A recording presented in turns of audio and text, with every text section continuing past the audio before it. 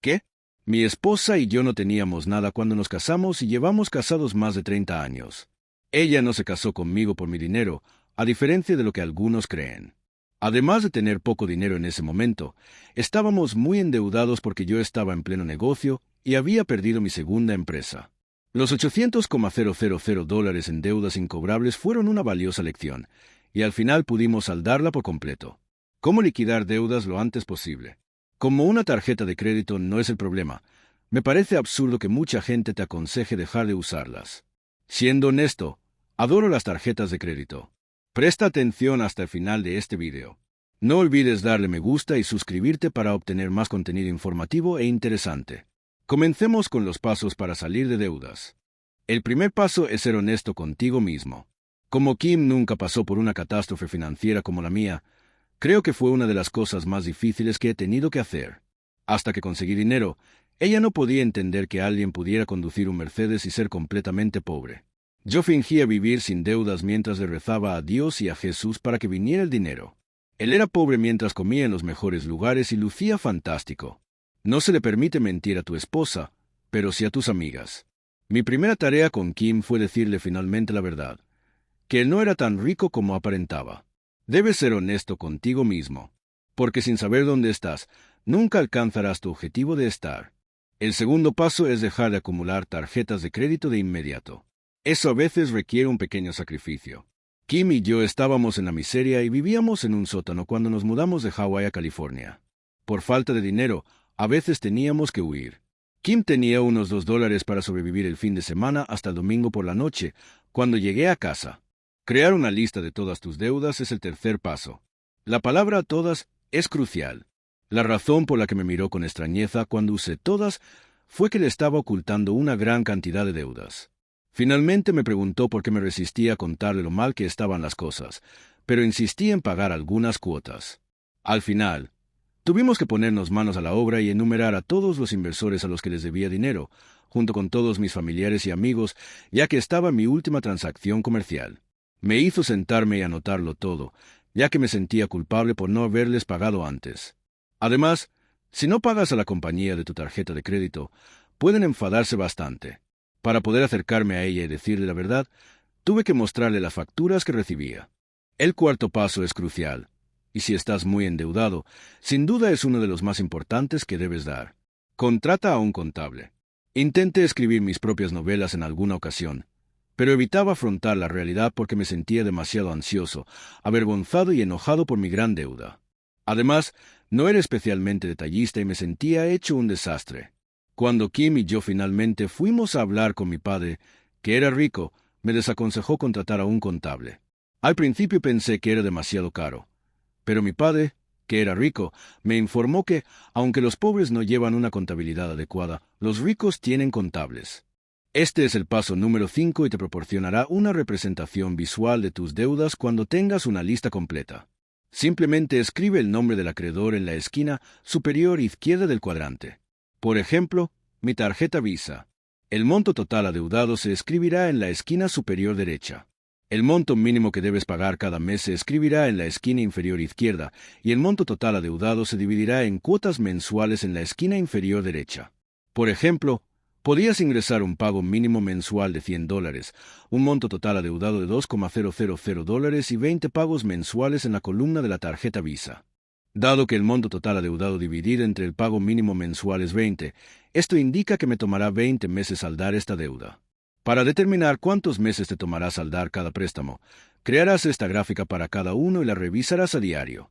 Es fundamental consultar tu cuaderno de ejercicios para asegurarte de comprender todo. No teníamos nada cuando te conocí. Pasamos de no tener nada a ser financieramente independientes en 10 años. Yo tenía 47 años y ella 37.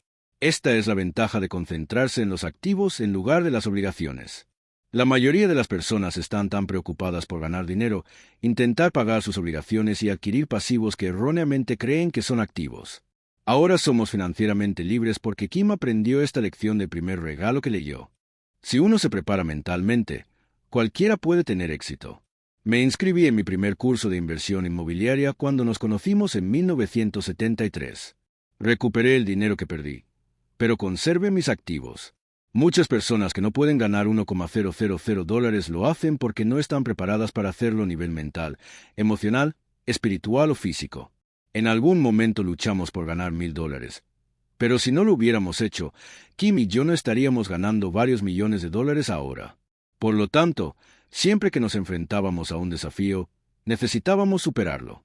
Muchas personas con problemas de miles de dólares no lo solucionan hasta que se vuelven más grandes a nivel personal, mental, emocional, espiritual y físico. El número del círculo pequeño se usa para determinar la secuencia en la que se pagará cada préstamo, que es el número 6. El número en el círculo más pequeño que tengas será su punto de partida. ¿No debería pagar primero mi tasa de interés más alta? Es una pregunta común. No tienes que hacer esto, pero no quiero mantener las que tienen las tasas de interés más altas por mucho más tiempo. Lo que buscas con esta receta es un resultado rápido que indique su eficacia.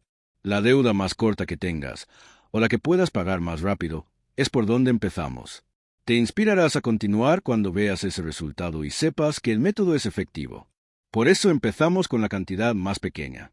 Como dicen, el objetivo es pagar la deuda lo más rápido posible, no pagar los intereses. Considerando a la persona típica, tiene un trabajo y gana dinero. El dinero que gasta para pagar su casa se transfiere a un banco mediante una hipoteca. Dado que el dinero sale, se trata de un pasivo en lugar de un activo. Un activo es cualquier cosa que te aporta dinero, mientras que un pasivo es cualquier cosa que te lo quita. Por lo tanto, me beneficio económicamente si tengo una propiedad de alquiler. La casa es una carga si vivo allí porque, aunque no tengo deudas, aún tengo que pagar impuestos, depreciación, mantenimiento, seguro y otros gastos. Sin embargo, me pagará cada mes si alquilo una propiedad y he hecho un buen trabajo comprándola y estructurando la propiedad.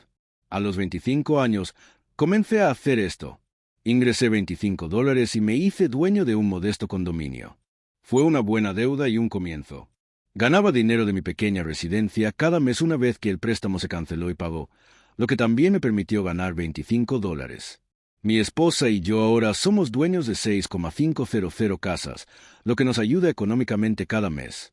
Aunque todo esto se debe a las deudas, los residentes de esas casas están contentos porque tienen un lugar donde vivir.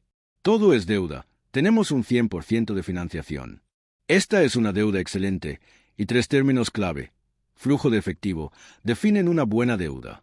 En lugar de volver a endeudarnos o simplemente usar el dinero prestado para cualquier cosa, logramos la independencia financiera. Sin embargo, nos dedicamos al juego del flujo de efectivo, como en Padre Rico, Padre Pobre. En lugar de gastar ese dinero, continuamos comprando más bonos y acciones en el mercado inmobiliario. En este caso, invertimos todo ese dinero. En esencia, usamos la deuda para saldarla y generar ingresos. Kim y yo ahora tenemos varias casas, 7 autos y un avión privado, pero pagamos todo esto con el flujo de efectivo de nuestros activos en lugar de tarjetas de crédito. Tenemos ingresos constantes de nuestras inversiones en lugar de deudas. Como resultado, nuestros activos superan nuestras obligaciones. Comprar obligaciones inicialmente y luego intentar comprar activos después es la principal causa de los problemas de muchas personas. Siguen comprando y contrayendo deudas incobrables, ya que esto nunca funciona. En cambio, yo uso mi riqueza para comprar bonos y así poder vivir una vida lujosa. Lo mejor es que recibimos más y más dinero constantemente, así que no tenemos que preocuparnos por el dinero ni por nada más. La disciplina y el compromiso son necesarios para este proceso. Recuerden que es un proceso que los lleva desde su ubicación actual hasta su destino deseado. Sin compromiso y autocontrol, el proceso fracasará. Para ayudar a otros a ver la realidad, les insto a que compartan esto con todos.